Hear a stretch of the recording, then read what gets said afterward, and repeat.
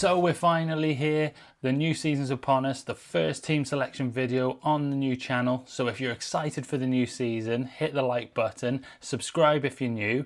Otherwise, let's get into the video.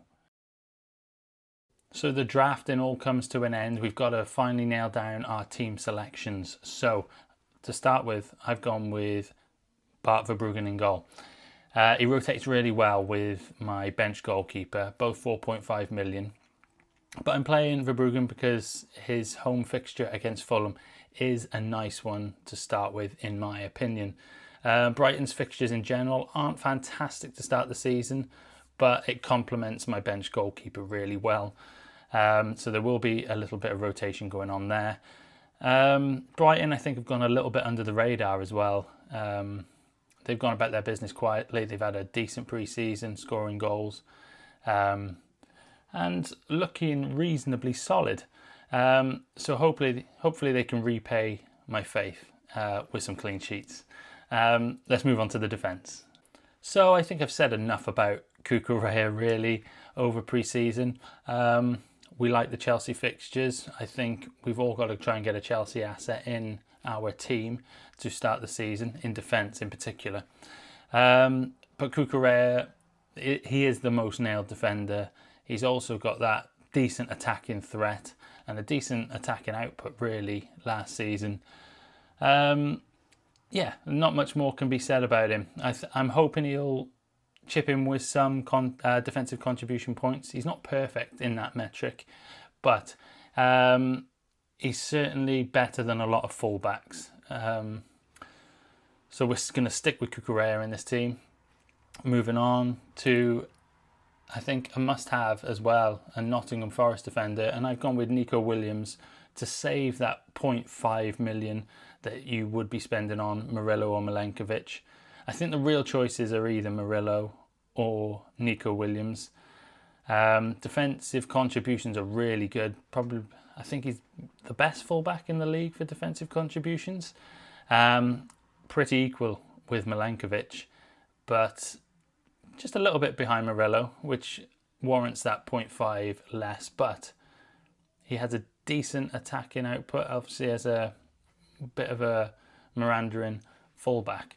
So Brentford at home to start as well. He has to be in the starting lineup for me. Then moving on to the next is obviously Wan-Bissaka, another player who's been documented pretty well in a lot of teams, highly owned. If I just check here now, he's 28.1% owned as I make the video. Sunderland away, a promoted team. It's a nice way to start the season for him. The right wing back role, if he can carry on from last season, it was his best attacking output season last season. So if he can continue that with his potential for defensive contributions, we all know he's a great tackler. I think his highly owned percentage is warranted. So that's the setup at the back. Let's move on to the midfield.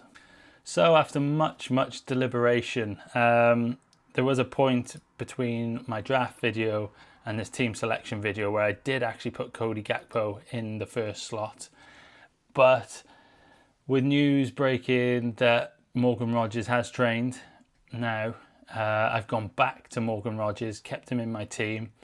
I think just overall compared to Gakpo, his minutes are definitely more secure, although I think Gakpo is going to get pretty good minutes this season. But it's the starting fixtures for Aston Villa. They're comparably so much better than Liverpool's. You're looking Newcastle at home, Brentford away, Crystal Palace at home to start the season. Where Liverpool, they've got those two difficult fixtures away at Newcastle and at home to Arsenal, I believe, after their first opening fixture against Bournemouth. So, Rodgers had a fantastic season last season, and I think this is a season where he can only just kick on again. So I think that was an easy decision as long as he was fit, which, fingers crossed now, he will start. I feel like there's a little bit of a doubt whether they just rest him for the opening day of the season, but I'm willing to take that risk because I want Rodgers in the long term. Then moving on, Mohamed Salah. Again, some news caused me a little bit of deliberation over the last week. Ever since that Community Shield performance, I don't think we should react too hastily to a bad performance from Salah, because we all know he can turn it on when it really matters, when the Premier League gets going. And like I've said before, his opening day record is insane, and I really can't go without him on the opening day. I played around with different drafts and maybe shifting the money into Haaland and strengthening the midfield with Wirtz and Gakpo, but I had to go with Salah, and I think most of the FPL community has as well. As I look now, his effective ownership is 53.3%, which is, compared to a lot of last season, that's down quite a bit. So there are people out there who don't fancy Salah in the same way, which I understand. You know, you're looking at that Liverpool attack, and a lot's going through the middle, through Wirtz now, and even Gakpo on the left. So is this the season where Liverpool don't rely heavily on Salah? Honestly, I believe it could, but you almost feel naked not having Salah in your team in game week 1, so that's why we've gone with him. Next up, I've got Omar Marmoush. Now, he was always going to be my differential. I've kept him, I think, in every draft I've made. We don't want to go with too many differentials. You want to look 1, 2, 3 absolute max, and just play it safe with players that are going to start and play minutes. Marmoush doesn't guarantee that. That's why he is my sort of differential. But I think he'll be on a lot of set pieces without Kevin De Bruyne there as well. I think he'll be on a lot of corners, a lot of free kicks. And he's had those few months to bed in, unlike some of the new signings that have come into City. And I think that's only going to help him. And City have a decent run to start the season, so I couldn't see myself going without any Man City players, especially if you're not going with Haaland. You're struggling for choice, and you've got to take a bit of a risk if you are going to go with a City midfielder. My risk is Marmoush. So moving on. Then we've got Iliman Ndiaye finalising the starting midfield. Leads away to start, which is a really decent fixture, to be honest. Everton haven't looked fantastic in pre-season, which is kind of worrying. But Iliman Ndiaye should be on penalties. And to be honest, a decent opening run for the first 3-4 games. We've got Leeds away, but then you move on to Brighton at home, Wolves away, Aston Villa at home. Not perfect, but pretty decent in comparison to some. I was obviously, again, going back to the Community Shield performance, I was thinking about bringing in Ismaila Sarr from Crystal Palace. He's suddenly become, I believe, the most popular £6.5 million midfielder. But I want to stick with my gut feeling, who I thought with. Crystal Palace have a mixed start, and I'll be talking about them in a little bit. And when you look at my striker line, that's why I didn't want to go with Ismaila Sarr as well. So let's move on to that striker line, and you'll see exactly why. So that forward line obviously starts now with Jean-Philippe Mateta. This position has been switched around quite a lot over my drafts. I started off with Dominic Solanke, like a lot of people did. And then they got worried about his injury, which put him out for pretty much most of pre-season. He did come off the bench in the Super Cup final. But I don't think that's enough for me to, even though it's Burnley at home, I don't think it's enough for me to think they're going to start with him. They could line up in exactly the same way they did in the Super Cup, which they did do really well for a large chunk of that game. And in my last video, I was talking down Tottenham players, but maybe that's going to come back to bite me. But they can just start with Richarlison, and I can't see Solanke starting that opening day still. We moved on to Chris Wood then, where He was a hero for me last season. He did so well for a lot of us last season. But I just don't like that goal scoring record in pre-season for Forest. They look like they're struggling to score goals a little bit. As good as the defence looks, I don't think I want to invest in their attack going into the new season. Now, Mateta, away at Chelsea to start isn't ideal, but I think that's what's put a lot of people off. I think we should be considering him, and certainly some of the Crystal Palace attackers like Salah, a little bit more. He's 8.9% owned as we speak, which is a little bit differential in my opinion. So they've got Everton away and then Forest at home, which you'd fancy him in a home game. And then Aston Villa away. See, these don't sound like great fixtures, but then you're straight into Sunderland at home, West Ham away. And then when you look at it as a whole, and the way Crystal Palace attacked against Liverpool, you could see Mateta scoring in any of those games. And it looks like he will be on penalties. Potentially, doesn't matter what happens to Eze. It looks like he will be taking them. So I think he's a really good option, and I'm really happy even to start him against Chelsea and just hope he can bag a goal. It goes against Cucurella in my defence, which isn't great, but I don't always like to have all my eggs in one basket because it can just make, when things go wrong, they go severely wrong. So I don't want to be put on the back foot too much in that way. But then moving on, we've got Ollie Watkins, pretty much ever present, I think, in my drafts. Again, going back to the Villa fixtures, it's just a great set of opening fixtures. Even if I look here and you look past those initial three, Newcastle at home, Brentford away, Crystal Palace at home, like I mentioned before. You go on, you've got Everton away, Sunderland away. These are games he can score in. And then they've got 2 home games, Fulham at home, Burnley at home. It's such a lovely run, and I can't see myself taking Watkins out in that whole time. And I think that's what you need. You need players that aren't going to give you headaches 2 weeks in, or you can't pre-book transfers in thinking, right, I'm going to start with Watkins for the first 2 weeks and then I'm going to bring Gyökeres in from Arsenal. Because something's going to happen. There's no doubt in those first few weeks where you're going to need to use that transfer elsewhere. So I really wanted to set this team up, so I'd be pretty happy with it for the first 3 game weeks. And I'm going to do my utmost to try and save transfers over those first 3 weeks. That's an ideal world. And we know FPL doesn't ever or rarely works out like that. But Watkins' goal scoring form as well, pre-season, has looked really, really good. I think it's 5 goals in pre-season for him. I think he's just going to carry on from the last 2 seasons. Outscored Haaland in both the last 2 seasons. I can't see that changing in any way. And then finally, we've got João Pedro finishing off the forward line. 7.5 million. We all know about João Pedro. While I've got it here, let's just have a look at that ownership. 55.3%. I believe still the most owned player in Fantasy League. Everybody's been swayed by those performances in the Club World Cup and then also in pre-season. 5 goals in 5 games, unofficial games, I believe, for João Pedro.